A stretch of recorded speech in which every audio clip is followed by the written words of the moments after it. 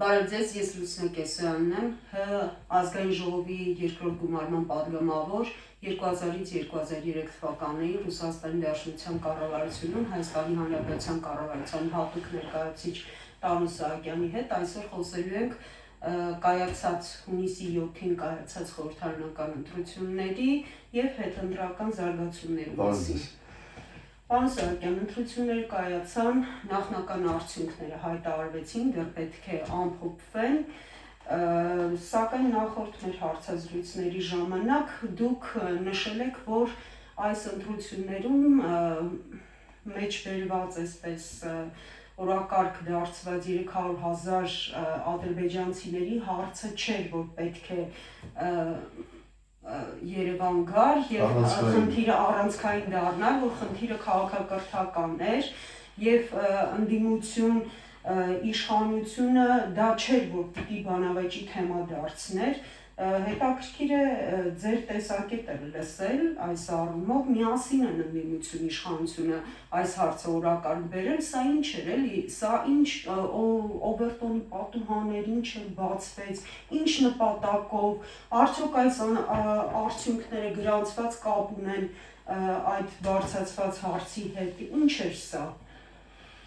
Շատ բարի, իրոք ես ասել եմ, որ առաջնային խնդիրը դա քաղաքակրթական էր, այսինքն այս եթե այս ընտրություններում մենք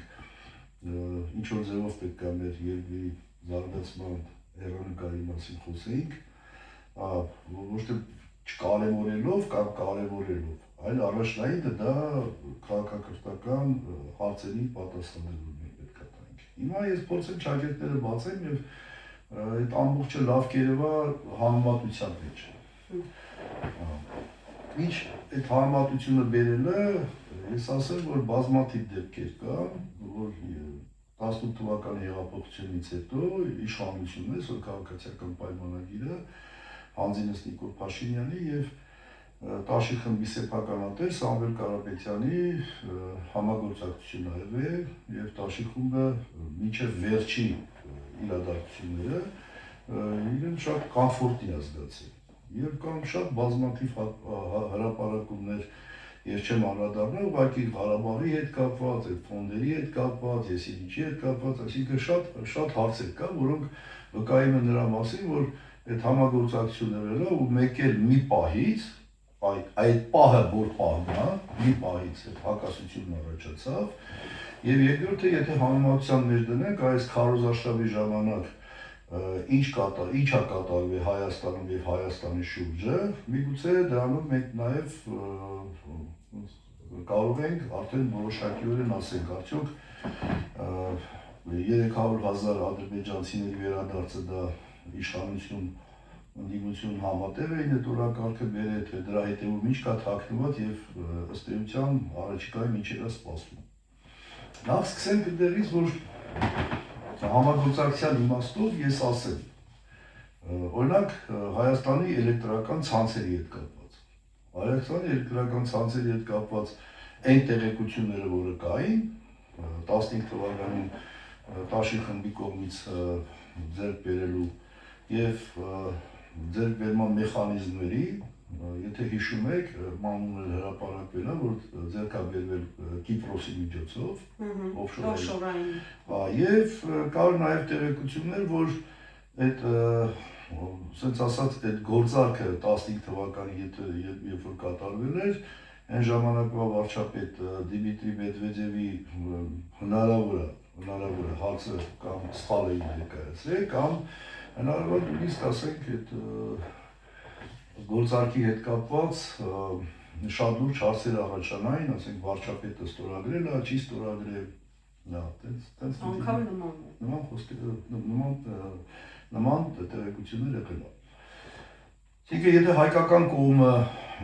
այդ գործարքը, հայկական կողմի գործողությունները պետականացման, դա ուղղված է այդ Ռուսաստանում կամ Ռուսաստանի միջոցով, ավելի ճիշտ Հայաստանի միջոցով,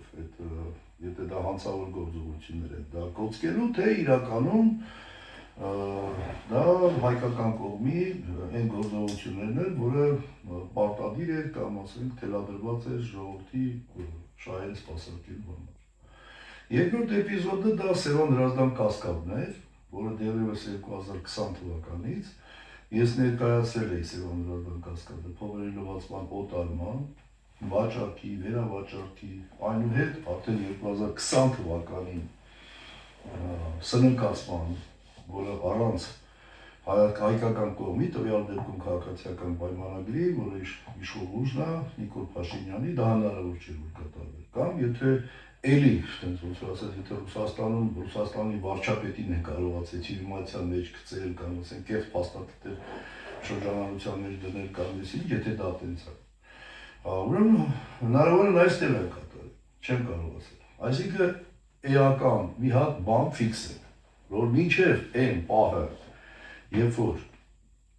Սամվել Կարապետյանը հանդես եկավ հայ առաքելական եկեղեցու պաշտպանության դիրքերից, Հայաստանի իշխանությունների եւ Նիկոլ Փաշինյանի որպես իշխող ուժի եւ հայկական կողմի բացարձակ համագործակցություն։ Հիմա համեմատենք, ես մի անգամ ասել եմ, շատ կարճ ներկայացնեմ, երկու Սամվել Կարապետյանի հայտարարությունը եկեղեցու հետ կապված, որից հետո հետևեց Նիկոլ Փաշինյանի շատ սենց ռուսերեն բարկա շոսկի, ոնց կարելի ասել, շատ կտրուկ հանձնարարություն, որից հետո Սամվել Կարապետյանը ձերբակալվեց, հետո կալանավորվեց։ Այդ ժամանակ զուգահեռ, եթե հիշում եք, ես դրա մասին ասել եմ, այդ ժամանակ զուգահեռ լարվածություն առաջացավ Ռուսաստան-Ադրբեջան հարաբերություններում։ Եվ եթե խնդիր էր դրված Սամվել Կարապետյանով նաև լարվածություն առաջացնել հայ-ռուսական հարաբերությունների մեջ, ես այդ ժամանակ տենց համեմատություն արեցի։ Նամանավանդ մենք խոսել ենք նամանավանդ այդ լարվածության ֆոնին այնտեղ բազմաթիվ հրապարակումներ լավ ֆուտսիցի տերերի հետ կապված, ադրբեջանական համայնքի հետ կապված եւ այդ զարգացումները գնաց յազերնի տերիադայի դեմ այդ հատուկ գործողությունների։ Այսինքն ստացվում է այն պահին, երբ որ Սամվել Կարապետյանը այդ եկեղեցու պաշտպանության դիրքերով հանդես եկավ, որից հետո անմիջապես կալանավորից հետո ինքը քաղաքական հայտ ներկայացրեց եւ կուսակցություն ստեղծեց, այդ ժամանակ ըստ երևույթին խնդիրը հայ-ռուս-ադրբեջանական լարվածության զուգահեռ լարվածություն ստեղծել ռուս-հայկական։ Ինչը հիմա հասավ կուլմինացիայի։ Հիմա համեմատենք, սա եթե հիմա համեմատենք, ինչ է կատարվել այս քարոզարշավի ընթացքում եւ ինչ դերակատարում կարող է ունենալ, ում օգտին էր, որպեսզի օրակարգ բերվեր 300,000 ադրբեջանցիների վերադարձի հետ կապված հարցը։ Նայեք, այս ընտրությունների քարոզարշավի թողովի մեջ կարելի ասել հրապարակումները նույնիսկ չկան, որ Ադրբեջանը շատ լուրջ Ադրբեջանի միջոցով եւ Ադրբեջանը լուրջ գործողություններ է կատարել իր աշխարհաքաղաքական եւ գազի աշխարհաքաղաքական դիրքի եւ գազի կապիտալիզացիայի ուղղությամբ։ Մասնավորապես Միացյալ Նահանգների հետ կնքվել է 8 միլիարդ դոլարի ներդրումային ծրագիր եւ Ռուսաստանի հետ վերջերս Ռուսաստանի նախագահն հայտարարեց, որ Ադրբեջանում մոտ 10 միլիարդ ռուբլու ներդրումներ է կատարվել։ Այսինքն ստացվում է, որ այս քարոզարշավի շրջանում մի կողմից լարվում է հայ-ռուսական հարաբերությունները, ընդհանուր մինչև չգիտեմ պամիդորի, ջերմուկի, եսին ինչի, բայց մյուս կողմից Ադրբեջանը շատ լուրջ, կոպիտ ասած, երկու աթոռին նստելու հնարավորություն ԱՄՆ-ի հետ թեռը այո, եւ ԱՄՆ-ի թեռը։ Ընդ որում մենք գիտենք, որ Ռուսաստանը Ադրբեջանի հետ ռազմավարական համագործակցության պայմանագիր ունի կնքած մինչև ուկրաինական պատերազմը։ Այս տարվա փետրվարին Միացյալ Նահանգներն կնքել եւ վերջերս էլ նաեւ Հայաստանի հետ կնքվեց։ Այսինքն էական մի հատ այս թողու բովի մեջ, այս քարոզարշավի էական բան է կատարվել։ Կավելացնեմ եւս մի ուրիշ բան է կատարվել։ Կատարվել է հետեւյալը, որ Միացյալ Նահանգները Ադրբեջանի միջոցով Ադրբեջանի եւ Հայաստանի միջոցով, քանի որ երկու երկրների հետ էլ կնքել է ռազմավարական համագործակցության համապարփակ համաձայնագիրը, մրցակցության մեջ կամ հակասության մեջ պետք է մտնի Ռուսաստանի հետ, թույլատնելով Ռուսաստան-Իրան համագործակցությունը կամ Ադրբեջանը կոպիտ ասած կներքաշվի Միացյալ Նահանգների կողմից Իրանի դեմ թե ռազմական գործողությունների, թե հատուկ գործողությունների, ինչը նաև խոսվում էր այնքան էլ հեռու չի Հայաստանի դեպքում, այսինքն Հայաստանը որ դրանից հաստատ չի շահելու։ Մյուս կողմից Ադրբեջանին հաջողվել է 8 միլիարդի հետ միասին նաև ռուսական կողմի հետ իր հարցերը կարգավորել։ Եվ ստացվում է, որպեսզի Ադրբեջանը այդ մասնավորապես Իլհամ Ալիևը, ասենք, այդ երկու աթոռին նստելու հնարավորություն ունենա, պետքա դա լուրջ լարվածություն առաջացնի հայ-ռուսական հարաբերության մեջ։ Այսինքն Հայաստանը երկրորդային դերակատարում ունենա այդ կոմունիկացիաների հարցում եւ Ադրբեջանը կկապիտալիզացնի իր աշխարհագրական դիրքը, ընդ որում եթե վերցնենք այդ աշխարհագրական դիրքի կապիտալիզացիայի ամենամեծ հնարավորությունն ռեսուրսը Հայաստանն ունի։ Ադրբեջանը շատ լավ հասկանում, Հայաստանը տարբեր քաղաքակրթությունների, ենթակառուցվածքների, կրոնական ուղղությունների խաչմերուկ է։ Նրա առավելությունը որ վերստացվել երկիրը։ Այսինքն եթե ստեղ Սամվել Կարապետյանը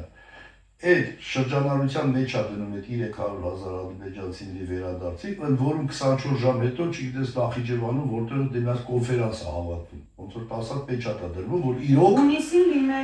իրոք այդպես բան կա, իշխանություններն էլ դրանից շատ գազազած, որ սենց կեղծ տեղեկություններ են դնում շրջանառության մեջ է, եւ այդ ֆոնի վրա լարվածություն առաջանում հայ-ռուսական հարաբերություններում, մասնավորապես, ասենք, Ռուսաստանից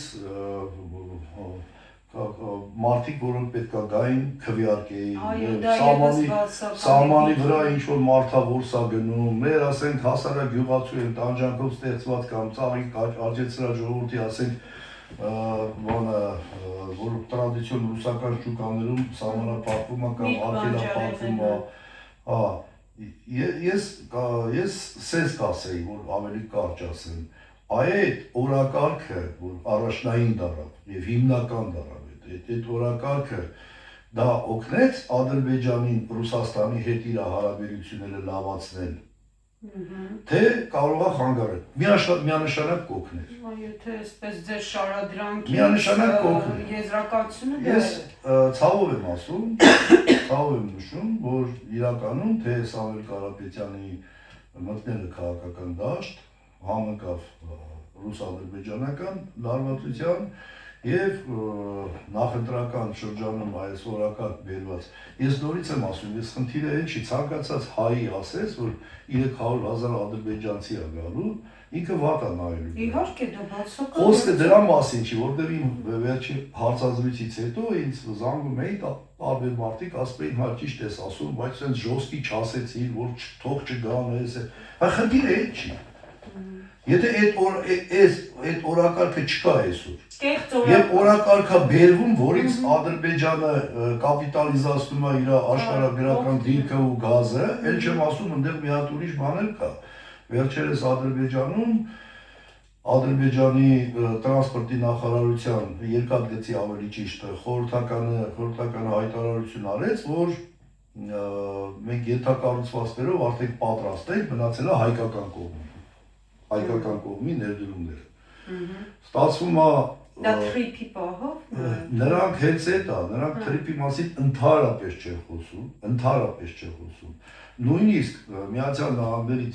դելեգացիան ընդունելու ժամանակ իրանք դա միջանցք են անվանում։ Իսկ հայկական կողմը չգիտես ինչի, կնքեց որպես թրիփ։ Հիմա հայկական կողմը եթե ճիշտ է, եւ որպես թրիփ պետք է ստորագրվի, այդ նախորդ մեր հարցազրույցի ժամանակ ես շատ հստակ կարծիք հայտնեցի, որ այդ փաստաթղթերը հնարավոր է նախապատրաստվել Հայաստանում։ Այո, դա եւ դա լրացուցիչ անգամ ապացուցում է, որ հայ-ռուսական հարաբերությունների մեջ հակասություն ստեղծելը, նման փաստաթղթերը ստորագրելը, օրակարգ, որը սպասարկում է Ադրբեջանի շահերին, մասնավորապես ասենք, եթե դա 300,000 ադրբեջանցիների գալու օրակարգը, դա կեղծ օրակարգ է, այդ վաղուց այս պահին է կեղծ օրակարգ, թե մի ամիս հետո ինչ կլինի, 2 ամիս հետո ինչ կլինի, ամեն դեպքում Քարոզ Արշավի ժամանակ դա բերեց հայ-ռուսական հարաբերությունների լրացուցիչ լարվածության, այսինքն մի քանի բան ասենց ոնց որ ասած էպիզոդներ վկայում են այն մասին, որ մինչև այդ ասենք իշխանությունը շատ բարձր մակարդակով աջակցություն ստացավ Միացյալ Նահանգների նախագահի մակարդակով, Եվրոմիության մակարդակով, մի կողմից էլ ընդդիմությունը, որը օրակարգ բերեց այնպես մի հատ հարց, որը այդ պահին նույնիսկ եթե դա տենց էր, դա եթե բերելով դա դրանով Ադրբեջանը կշահեր, այդու նաև Ռուսաստանի հետ հարաբերությունները լավացնելու իմաստով եւ Միացյալ Նահանգներից այդ 8 միլիարդ ներդրումային ծրագիրը ստորագրելու, ստեղ արդեն հարց առաջանում առաջնային շատ լուրջ խնդիրներ։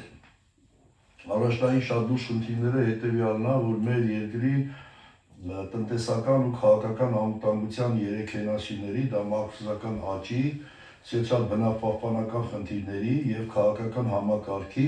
ներդաշնակեցման լուրջ խնդիր կա։ Այդ հիմքերը սա խախտված են։ Այսինքն, եթե դու գալիս ես եւ այդ իշխանությանը քննադատում ես, եթե այդ 3-ի վերաբերյալ հստակ ծրագրեր չներկայացնես, կոնկրետ մակրոսական աճը ոնց պետք է ապահովես, ինչ ծրագրերի միջոցով, սոցիալ բնապահպանական խնդիրների կամ քաղաքական համակարգը, եւ դա դնում ես միանի վրա, վերում ես օրակարգ այնց մի հատ հաց, որից օգտվում է ոչ բարեկամ երկիրը, այն էլ կապիտալիզացիայի անում իր աշխարհաքաղաքական դիրքը, այդ դեպքում հարց առաջանում։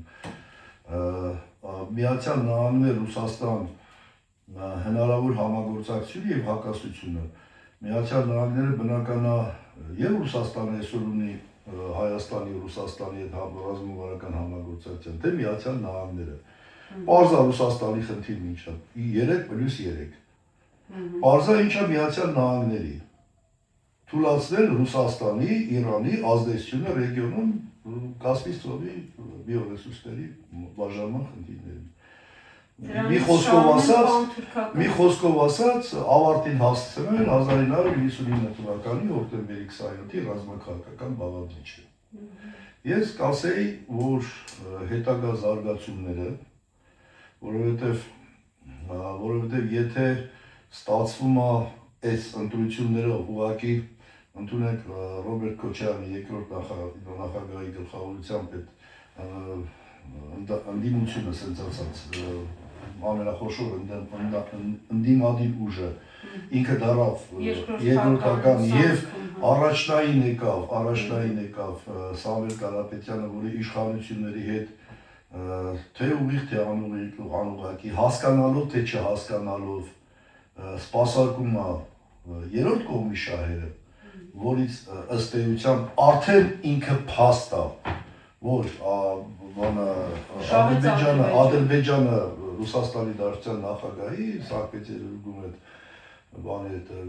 վերջերս կայացած ֆորումում այդտեղ աջակցությունը ստացել է 10 միլիարդ ռուբլու ներդրումների մասով հայտարարություն արեց Ռուսաստանի նախագահան եւ Միացյալ Նահանգների նախագահն էլ ստորագրել է եւ հայտարարեց 8 միլիարդ դոլարի։ Այլ խնդիր է, որ այդ երկու աթոռին նստելու Ալիևի հիմա ասենք հայկական, թե ներքաղաքական, թե հայկական ֆակտորին օգտագործեց, ժամանակավոր ինչ-որ մի հաջողություն կունենա, բայց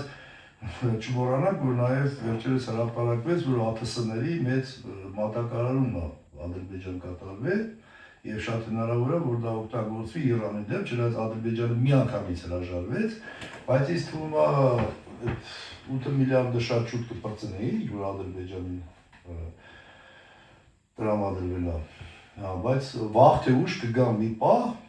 որ Ադրբեջանը պատասխան կտա այդ 8 միլիարդի համար, այդ փողերը հենց այնպես չեն տալի։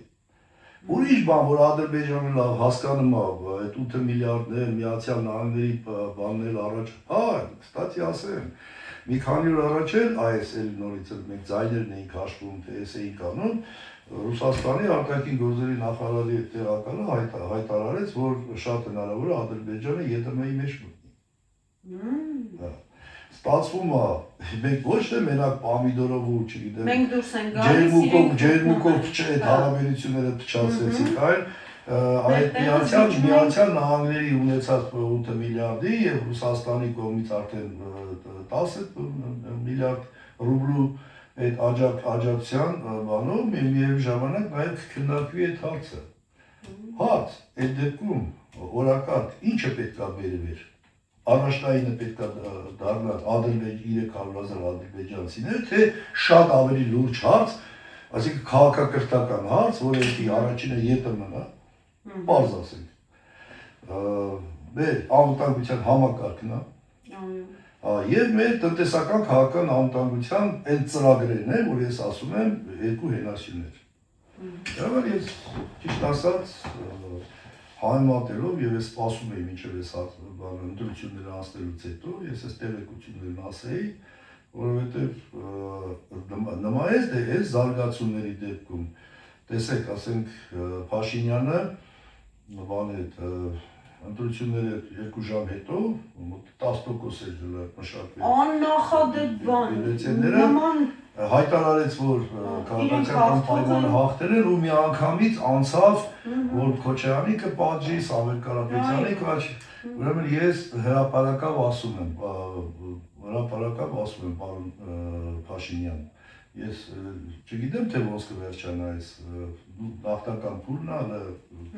օրենքով սահմանադրությամբ ինչ-որ բան։ Բայց դուք 8 տարի է ուղղակի որ չասեմ ստում եք, այդպես էլ կարամ ասեմ, դուք թյուրիմացիան մեջ եք գցել ժողովրդին, եւ ես ես քննադատել եմ, կքննադատեմ, եթե դուք մնաք իշխանության չմնաք, իմացեք, խոսքը գնում է քաղաքական կոռուպցիայի մասին։ Դուք այդ ինչ որ հայտարարում եք, ինչ որ ասում եք, ինչ որ մեկը մի հատ ասատնյակա կառուցեց, ձեռից վերցեցիք, մանկապարտեզ սարքեցիք, դուք շատ լավ գիտեք եւ դուք տեխնիկաս դեպքում էլ կասեմ, հրապարակեմ, թե որտեղից գիտեք։ Դուք շատ լավ գիտեք, որ 2020 թվականից հոկտեմբերի 27-ի ահաբեկչության անջատված մասով քրեական գործով կան կոնկրետ ապացուցված փաստեր, որտեղ պետությունը պետք է դուժող ճանաչվեր, որը մինչև հիմա չի կատարվում եւ ոչ թե մենակ չի կատարվում, այլ ձեր կողմից քննադատության ենթակա այդ անձիկ եւ նաեւ շատ ուրիշ անձանց մասին է խոսքը, նրանք այդ առումով խոսք անգամ չկա պատասխանատվության մասին, խոսք անգամ չկա։ Այսինքն եթե դուք գիշերը անհրաժեշտ համարեցիք հրապարակ հայտարարելու, որ դուք հետագայում պետքա պատժեք սրան կամ նրան, նկատի ունեցեք, եթե դուք արեցիք դա համար որ ժողովուրդը ասենք փողոց դուրս չգա կամ լրացիչ աջակցություն ստանա, ասենք կոպիտ ասած հերթական անգամ խաբեք ժողովրդին, հերթական անգամ խաբեք։ Այդ մի խնդիր է, բայց եթե խոսքը գնում է ձեր հայտարարության բուն իմաստին, ուրեմն խոսքը գնում է քաղաքական կոռուպցիայի, այդ թվում նաև Սևան Դրազդան, հատկապես Սևան Դրազդան կասկադի, էլ չեմ ասում մնացածը, որը շահաճուտով կամաց կբացահայտվի։ Պարոն Սահակյան, Սևան Դրազդան կասկադը հիշատակեցիք, ի վերջո մենք կարող ենք հասկանալ դրա հետ կապված ինչ հանցագործություն է կատարվել, ինչ է թաքնված դրա մեջ։ Տեսեք, հոկտեմբերի 27-ի ահաբեկչության անջատված մասով ձեր հրապարակած այսպես ցուցմունքների մի մասից ես մի հատված եմ առանձնացրել, եթե կարելի է ես այսպես մեջ բերեմ, ինձ համար խիստ անհասկանալի է, կուզեի դուք բացատրեիք, ինչ է դրա տակ թաքնված, որովհետև ձեր ամեն մի տողում տողատակերը շատ ավելին են։ Ասում եք, որ Սևան Հրազդան կասկադ ՓԲ փողերի լվացման ճանապարհով օտարման, վաճառելու եւ վերավաճառելու հատուկ գործողությունները եւ հանցավոր շղթան կազմակերպվել էր ՀՀ-ից եւ ՌԴ-ից փողերի լվացման ճանապարհով դուրս բերված գումարների հաշվին ֆինանսավորելու հայկական Սփյուռքի կառույցների կազմաքանդման, Սփյուռք, Հայաստան, Ղարաբաղ ռազմավարական կապերում հակասություններ հրահրելու եւ երկիրը ծնկի բերելու, պարտության մատնելու հատուկ նպատակով։ Սա դուք գրել եք, չգիտեմ երբ, բայց այս ամենը մեր աչքի առաջ տեղի ունեցել Սփյուռքի կառույցների հանդեպ ինչ է կատարվել, Ղարաբաղ, Հայաստան, Սփյուռք այդ հակասությունները ինչ են եղել, կբացատրեք սա ինչ է, Սևան Հրազդան կասկադը սրա հետ ինչ կապ ունի, այդ փողերով ֆինանսավորել են, ինչ են արել։ Ուրեմն դժվար է պատկերացնել իրական սովորական մարդկային տրամաբանությամբ, որ Սևան Հրազդան մի հատ կասկադի միջոցով այս նկարագրած process-ները կատարվել են։ Բայց ցավոք սրտի դա տես չի եւ խոսքը գնում է ապացուցված փաստերի մասին եւ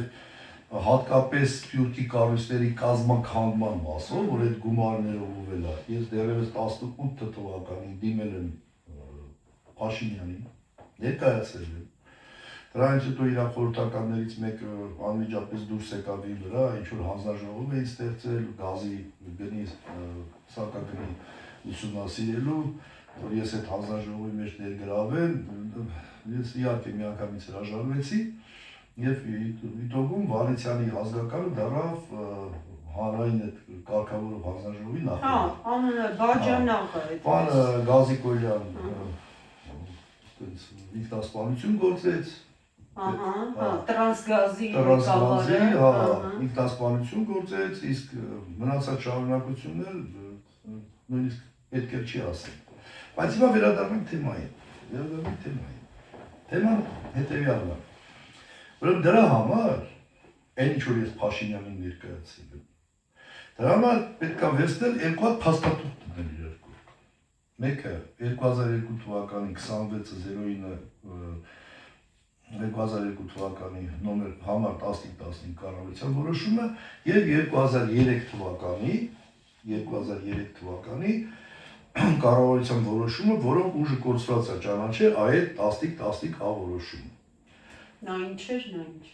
Ու հերթով ասեմ այդ փաստաթղթով առանց նախաքննություն անելու։ Առաջինը հայ-ռուսական ռազմավարական տնտեսական դաշտից ֆինանսական հոսքերը դուրս է բերվել։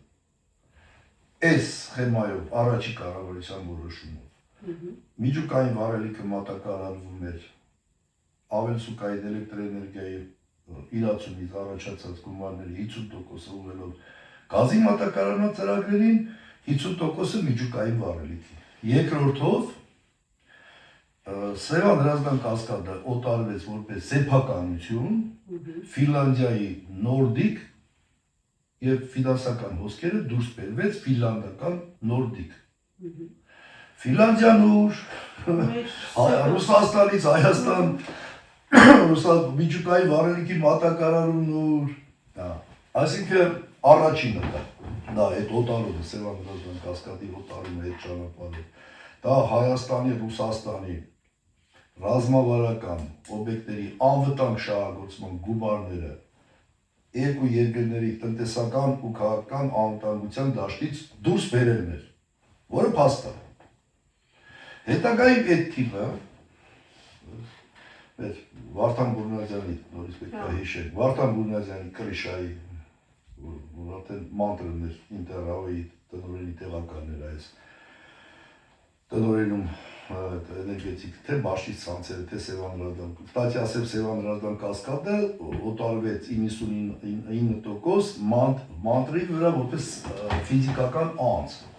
Ֆիզիկական անձ։ Այն մի տոկոսը դրա համար պետք է որ հատուկ ծառայությունները նայեն տենա ասենք տրանսազգային էթնիկական հանցավոր խմբավորների դրանց կոպիտ ասած ապշակի փողերը որտեղից է գալի։ Սրանով ասենք չշարունակենք։ Հետո դες։ Երկրորդ էպիզոդը։ Խոսքը այստեղ գնում է առաջինը դա այստեղ ձեր մոտ նշված չէ, ուղղակի ես հետո եմ ավելացրել, ասիկ դուք բառացի մեջ եք բերել ինչ որ ես գրել եմ։ Այո, ես Առաջի մասով ասեցի, որ Սփյուռքի ավելացրեցի, որ դա ֆինանսական հոսքերը հսկողությունից դուրս բերել են, որտեղ դրած չէր երկրորդ էպիզոդը, դա Սփյուռքի կառույցի կազմակերպման ուղղելը այդ գումարները։ Դրա համար ես հրապարակել եմ եւ հիմա կրկնում եմ, որ այդ մանտրվի թիմը, որ տեղափոխվեց Ինտերրաո, Կասկադը վաճառվեց, ասենք Ինտերրաոյի նախագահի տեղակալ դառավ Մանտրևը, իր ֆիզիկական անձի վրա ձևակերպված Կասկադը վաճառվեց ռուսական Ինտերրաոյին։ Հարյուրավոր միլիոն դոլարներով։ Հետո Մանտրևը իր թիմով տեղափոխվեց Ռուսգիդրո։ Ինտերրաոյից Կասկադը վաճառվեց արդեն Ռուսգիդրոյին։ Էլի Ուր գնում էր, տանում էր։ Տանում էր ռուսական բյուջեից հարյուրավոր միլիոնավոր դոլարներ, ինչ անելով։ Տանում էր։ Արդեն երբ որ Ռուսգիդրոյից դուրս եկավ Մանտրևը իր թիմով, եւ հայտնվեց ղեկավարը Եվգենի Դոդը հայտնվեց տնային կալանքի տակ, կարծեմ մինչև հիմա տնային կալանքի տակ է, իսկ ինքը հետախուզման մեջ է, անցավ Սևան Հրազդան Կասկադը արդեն Տաշիր խմբի 15 թվականից 15 թվական Հեծերի զուգահեռ, իսկ 22 թվականին սրընկացվեց, ընդ որում սրընկացվեց Փաշինյանի եւ Սամվել Կարապետյանի հանդիպումից, հիշում եք, սրճարանային հանդիպում էր, հետո նաեւ առանձին հանդիպումներ կար, որտեղ նաեւ հրապարակումներ լավ, այդ թվում նաեւ հայտնի անձանց կողմից, որ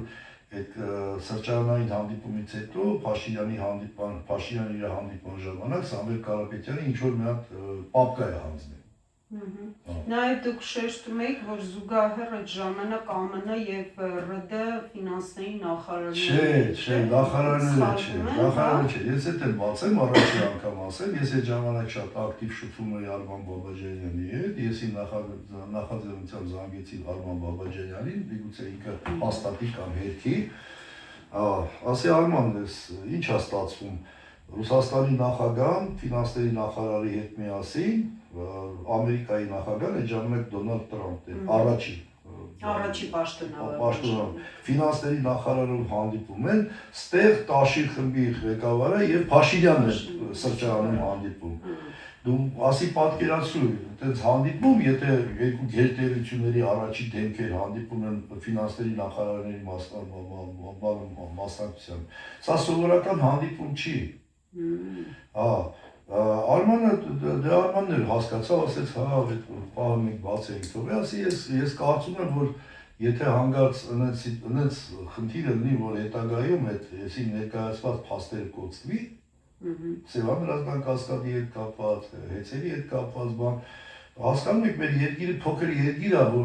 որ գերտերությունների առաջի դեմքերը ֆինանսների նախարարներով իրանց փողերի, կոպիտ ասած իրանց փողերի համար են հանդիպել, չէ՞, որ նաև Հայաստանի միջոցով լվացվել դուրս եկել, Հայաստանի կամ ցանկացած այլ երկրի առաջի դեմք չի կարա կոպիտ ասած կամ ինչու՞ նա պետք է ներքաշես այդ հարցերը կարգավորելու։ Մեր երկիրը ինչ է ստացել Սևան Հրազդան Կասկադի։ Հիմա վերջացնեմ դա։ Հետո ես հրապարակեցի այդ վաճառքի վերավաճառքի միջև սրընկացնելը, որ այդ գումարները Սերբիայի միջոցով մտել են Ռուսաստան եւ Ռուսաստանի միջոցով ֆինանսավորվել են կոնկրետ այն խմբավորումները, որոնք ասենք այս հայ-ռուսական հարաբերության մեջ այս հակասությունների լարելու շահառուներ են եւ ինչպես նաեւ ցավոք սրտի Ռուսաստանի ուժային կառույցներում հատկապես Կամո Ավակումյանի միջոցով գլխավոր դատախազությունում ներդրված մարդկանց միջոցով ուղղակի իրանց խնդիրը հայկական ծագում ունեցող կապիտալի ոչնչացումը։ Այդ հրապարակումից հետո, երբ որ ես կապեցի Սևան Հրազդան Կասկադի վաճառքի վերավաճառքի գումարները Սերբիայի միջոցով Ռուսաստան փոխանցելու եւ Սփյուռքի կառույցների կազմակերպման հետ, այդ դրանից հետո տեղի ունեցավ սրընկացումը, Սևան Հրազդան Կասկադի սրընկացում։ մեր էներգետիկ հսկան, այսպես ասած, եւ սնանկացում։ Մի տեսակ ուղեղի մեջ դա չի տեղավորվում։ Հիմա այն ինչ որ մենք ասեցինք, այդ կներեք, դուք A ու B եք ասում։ Խոսքը գնում է այդ կարող է միլիարդավոր դոլարներ, ասենք, հապշտապի յուրացվի, բայց նպատակային չօգտագործվի Սփյուռք, Հայաստան, Ղարաբաղ անվտանգության բացառիկ օղականդիսով կառույցի կազմաքանդմանը։ Սա լուրջ խնդիր է։ Տեսեք, դուք նախորդ մեր հարցազրույցի ժամանակ էլ Կամո Ավագումյան անուն հիշատակեցիք, նոր էլ, ինչու եք այդ անձնավորությունը այդքան կարևորում եւ այդ հարցերի հետ ինքը ինչ կապ ունի, հատկապես նոր էլ Սփյուռքի կառույցների կազմաքանդում, Սևան Հրազդան կասկադը, ամենտեղ է, բայց այդ անձնավորությունը կարծես չկա, այդպես անունը չի շրջանառվում։ Անձնավորությունը չկա, բայց հաշվի առնելով վերջին իրադարձությունները, հատկապես այս ընտրությունների նախաշեմին այդ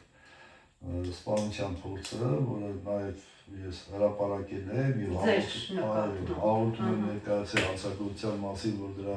շահառում էր Վարդան Բուրնազյանը եւ իր այդ փոխկապակցած մազիկ, ավելացնել, որ այդ հարցազրույցից հետո ես ազգային անվտանգության ծառայության պատասխանատու աշխատողների հետ հանդիպել եմ, նաեւ նշել եմ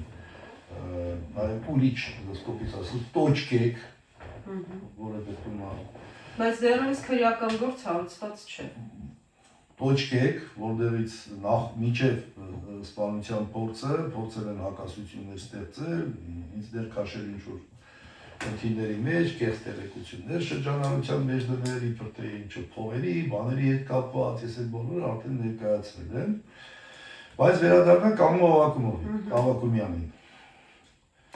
Լայն հասարակությանը հայտնի չի, ինչքան ես տեղյակ եմ, 90-ական թվականներին ծնունդով Բաքվից Կամո Ավագումյանը իր ընտանիքով տեղափոխվում է Հայաստան, կապերի մեջ է առնում Հայաստանի ազգային անվտանգության ծառայության Բարձրաստիճան պաշտոնյաներից կոնկրետ մարդկանց հետ, ինչ որ պարտավորվածությունների, ըստ շրջանառող տեղեկությունների տեղափոխվում է Ռուսաստան։ Այսինքն ինքը Բաքու, Հայաստան, Ռուսաստան, բայց ամենակարևորը պետք է այդ անպայման բացվի այդ փոխանցումը։ Արդյոք համապատասխանում է իրականությանը, որ Կամո Ավագումյանը, որ Ավագումով է մինչև որ Ավիլոն ընկերության խորհրդի նախագահն է, հայտի է, որ հիմնականում այդ Mercedes-ի բիզնեսն է, որ Ռուսաստանի հատկապես նաև ուժային կառույցներն են իր ծառայություններից օգտվում, եւ շատ մոտ է ասենք, թե Տաշիր խմբի սեփականատերը Գենակա Շահումյանի նախկին դատախազը Ստեփանյանի մասին է խոսքը, էլի, ասիկը ինքը մի տեսակ հանդիսանում է ստվերային կապով օղակը Ռուսաստանի ուժային կառույցների եւ ասենք հայկական ծագում ունեցող այն անձանց Ռուսաստանաբնակ օլիգարխների, հա, բայց դե մի հատ շատ ավելի էական բան կա, որը ուղիղ ինձ է վերաբերվում եւ այդ հարցը ես մինչեւ վերջ տանելու եմ, ես վերջերս մի քիչ կիսատ էի թողել, մտածում էի այնքան խելք կունենա, որ կհասկանա, որ ինքը ուր եթե ինքը կապ չունի, ասենք 2000 թվականին Ռուսաստանի Դաշնության նախագահի դեմ Ադրբեջանում մահափորձ ա եղել։ Որ ինքը ամբողջությամբ ներգրավված է, որ այդ չբացահայտվի, ես դա գիտեմ։ Եվ ինքը ով է, որ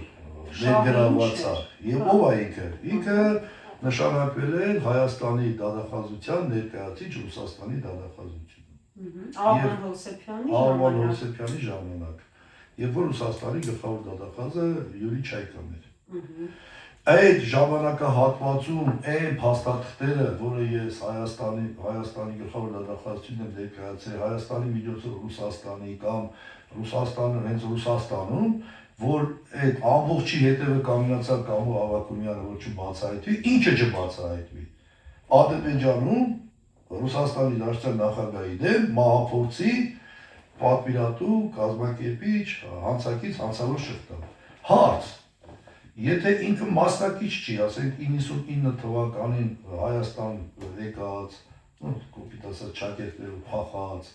ինչ որ պարտավորվածություններ ստանձնած, եթե կա Հայաստանի ազգային անվտանգության ծառայությունում եւ հատուկ հանրարարության Ռուսաստանի Դաշնությունից դուրս բերված Ավակումյան կամոն ծնունդով բաքվեցի 2000 թվականի մահափորձին միգուցե հենց ինքն էլ աջակցել է կամ ինքը մասնակցել է, եթե տեսչի ինքը չի շահագրգռված, որ չբացահայտվի։ Այս հարցի պատասխանը մոտ ժամանակներից ինքը կտա։ Պարտադիր կտա։ Մեկ երկրորդը ես իմ հարցազրույցներից մեկի ժամանակ ներկայացրել եմ, ինչպես նաև հրապարակել եմ, որ թե ինչ փորձ էին կատարում ինձ ներքաշելու 10-11 թվականին Հայաստանում իբր թե հեղաշրջման, իբր թե երրորդ նախագահ Սերժ Սարգսյանի դեմ ինչ-որ գործողությունների, որը ես շատ եմ կասկածում, որ դա իրականություն էր, ուղղակի պետք էր, որ ինձ ներքաշեին։ Ես այդ հրապարակումն ունեմ, նույնիսկ 17 թվականի Սերժ Սարգսյանի հետ նամակն ուղարկել եմ, մինչև հիմա պատասխան չեմ ստացել, իհարկե գրավոր պատասխան չեմ ստացել, Սերժ Սարգսյանը գրավոր չի պատասխանում։ Պատասխանում, բայց գրավոր չի պատասխանում։ Շատ հետաքրքիր է, թե ինչ կապ ունի Սերժ Սարգսյանը Կամո Ավակումյանի հետ տվյալ դեպքում եւ ինձ ներքաշելու այդ պրոցեսների մեջ, որի հետևանքով Ռուսաստանի ներքին գործերի նախարարության կարծում եմ տենց է, գաղտնիքա ուպրավլենիայի ղեկավարը կալանավորվեց Ֆարիդը, իր տեղակալը կալանավորվեց, դատախազությունից, գլխավոր դատախազի տեղակալը, 3 տեղակալներ լուրջ պրոցեսներ գնացին եւ այդ բոլորի հետ կապված ասենց ես նայում եմ, ել չեմ ասում Սահակ Կարապետյանի գլխավոր դատախազի տեղակալը, որը իբր թե վթարի ենթարկը մահացավ, ինքը շատ մոտ հարաբերության մեջ էր, ես կարծում եմ իր տեղաշարժը շատ լավ գիտեր Կամո Ավակումյանը, շատ չէր կարա չիմանալ։ Ինֆորմացիայի տիրապետում։ Շատ լավ էր տիրապետում, հա, շատ լավ էր տիրապետում։ Դրա համար այս մասով էս կամը, բայց ասեմ, որ այն ինչ որ լրացուցիչ բարձրաբանման կարիք ունի, այն որ Կամո Ավակումյանը համակարգում է եւ հիմնականում Ռուսաստանում հայկական ծագում ունեցող կապիտալի կրիմինալիզացիայի այդ ամբողջ process-ի հսկողության տակ է, թե խնդիր չկա։ Բայց դա ինչ կապ ունի, որ ինքը իր վրա վերցրել կամ ասենք հայկական կողմը իր միջոցով էր կոչվում Ադրբեջանում Պուտինի դեմ մահափորձի կապը, ասենք Բույք պարկի դիմացող ծրագիրը փոխվելու, այդ էլ խնդիր չկա։ Բայց ինքը ուղիղ մասնակից է, հանցակից է Ռուսաստանի Դաշնության նախագահի դեմ մահափորձի, այս արդեն կարծում եմ մոտ ժամանակներս կպարզվի եւ կպարզվի նաեւ շատ բաներ։ Ու մինչ օրս ինքը այսպես ապահով փառավոր գործունեություն է ծավալում Ռուսաստանի Դաշնությունում, բիզնեսները ծաղկում են, Չեմ կարծում այդքան ապահով, թույլ տվեք բան չասել։ Չմեկնաբանել, չեմ կարծում։ Բայց խոսքը դրա մասին չի, խոսքը գնում է հանցակից ելնելու հանգամանքի։ Այդ դրանից արդեն պարզ կդառնա ինչի Կամո Ավակումյանը դի նշանակվեր Հայաստանի դատախազության, ով է իրան նշանակե, ինչ նպատակով։ Այդ փաստերը Հայաստանից լվացած փողերի կամ ռուսական կապիտալի կրիմինալիզացիայի այդ գործողությունները, ինչա թաքցրել այդ մարդը կամ ինչ կապ ունի դրա հետ։ Ես առավել ևս անցած անգամ ես սրբազան շարժման մասին խոսացի, որ այդ կերպ հետքը իմ հետ կապելու դրա գլխի կանգնած է Կամո Ավակումյանը, բայց նաև բազմիցս ես հրապարակել եմ, որ դա հատուկ գործողություններ էին մի շարք երկրների առաջի դեմքի դեմ մահափորձի կամ սպառնալիքի զոհվելու նախորդ կազմակերպված անձավոր գործողությունները կապելու Ռուսաստանի միջոցով ռուսական հատուկ ծառայությունների հետ։ Այսինքն այն, որ հիմա Հայաստանում կոչվում է, այդ մասով։ Դրանով Ռուսաստանի Դաշնությանը մի հատ ահաբեկի Ընդհանրություն Նիկոլ Փաշինյանը, եթե այդ գիշերվա հայտարարությունից հետո դետան մի հատ էլ ասաբնյակ 5 տարի հետո վերցնի ինչ-որ մեկին տա, դրանով էլ չի պրծնի։ Շինծու գործողությունները այլևս այդ ասաբնյակը կլինի թե չի լինի այդ բանը, բայց որ քաղաքական կոռուպցիայի այդ ուռուցքը դուրս չեկավ Հայաստանից շատ լուրջ հետևանքները եւ ներքաղաքական զարգացումներ ունենալու։ Դա երևակայի 100% խոսքը։ Սպասենք զարգացումներին, այսօր այսքանը, շնորհակալություն։ Շնորհակալություն։